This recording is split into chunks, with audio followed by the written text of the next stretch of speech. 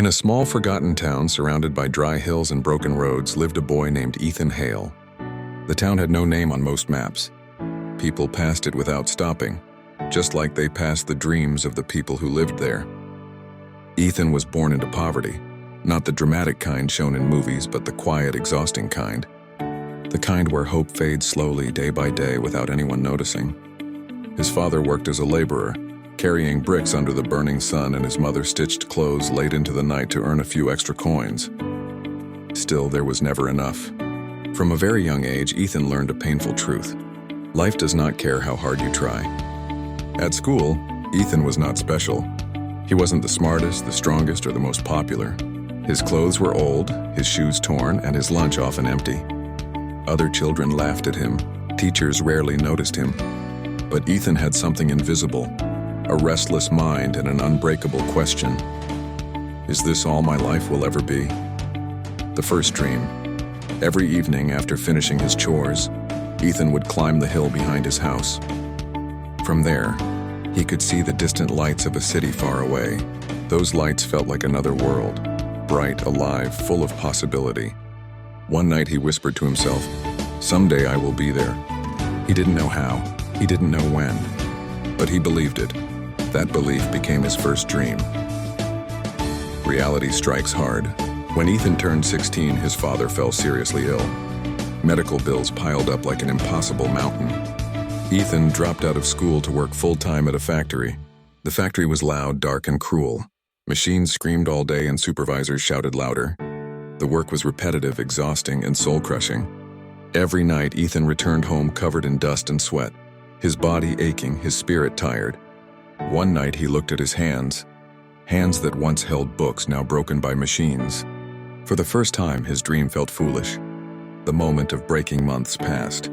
Ethan worked harder, but life grew harsher. His father passed away. His mother grew silent with grief. The city lights on the hill no longer inspired him. They mocked him. One night, overwhelmed by pain, Ethan shouted into the darkness, "What's the point of dreaming if life keeps destroying everything?" He sat there for hours, defeated. That night, he almost quit on life. An unexpected encounter.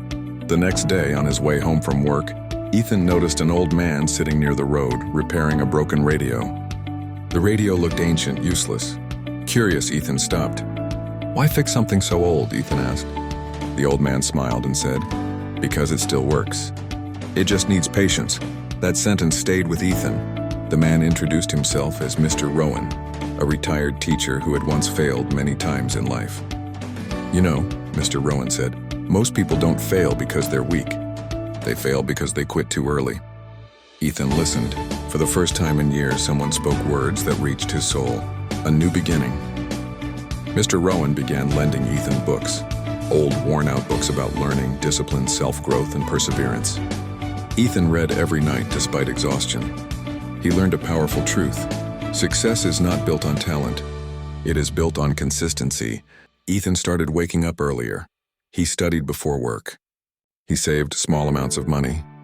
He trained his mind to stay focused even when tired.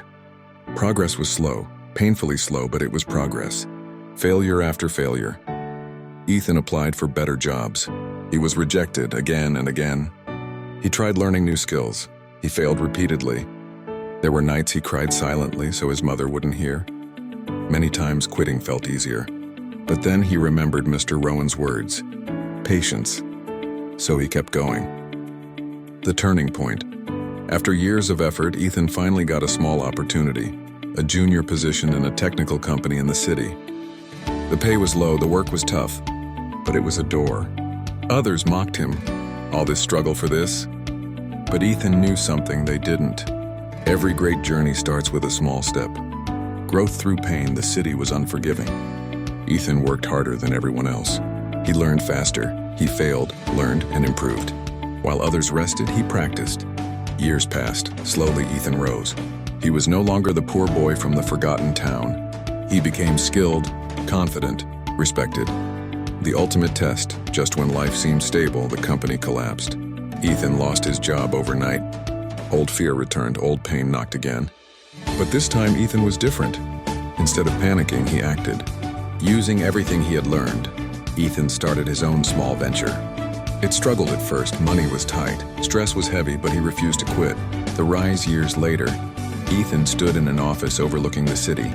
The same city he once dreamed of from the hill. His business had grown. He employed dozens of PE